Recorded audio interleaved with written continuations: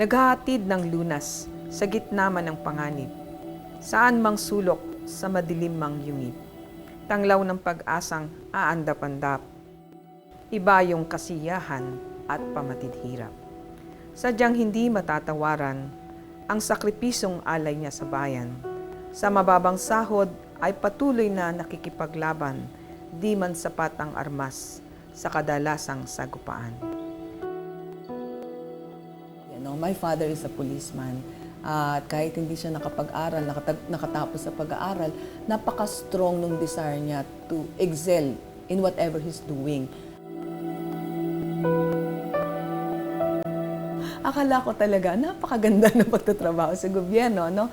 Kaya parang maliit ka pa, hinubog ka na doon sa kaisipan na walang ibang paraan ng matunay o matuwid na paglilingkod o sinasabi nating makahulugang paglilingkod, mapwera yung paglilingkod sa pamahalaan. Yun ay sa pananaw ng aking ama. At siguro nahubog yun mula nung bata pa ako.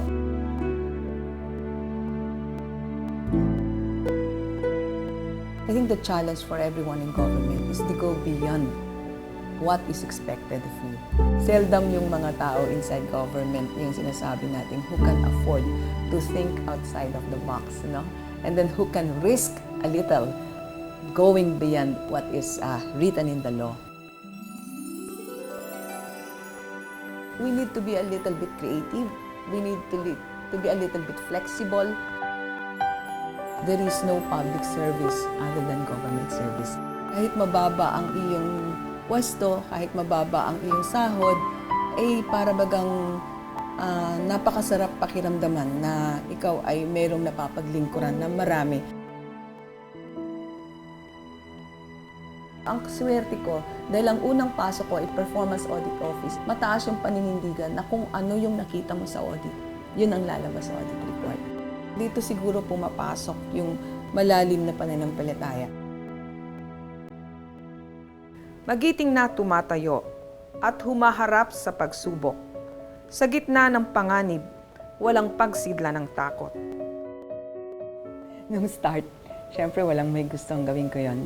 Nakita nila yung extraordinary commitment na pinakita ng mga tao. Nagbago nagbago din yung pananaw. Nag-start na maintindihan.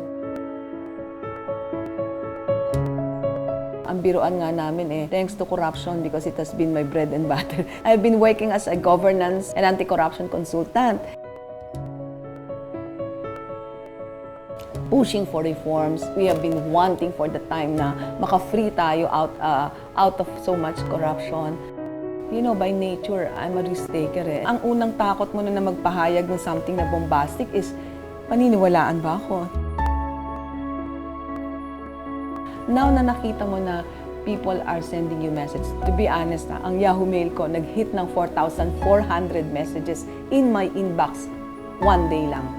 Talagang sobrang kahihiyan on my part because parang naisip ko, ang dami palang nauuhaw. Tapos heto ako, na feeling ko, na-push lang ako dun sa pagkakataon na yon. Well, of course, how can we stop corruption in our country?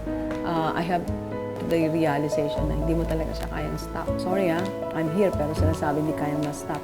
Kasi I don't want to create frustration We only want to fight corruption if it hits our interest. Some business would only want to talk about corruption when economy is bad and it's hitting their business.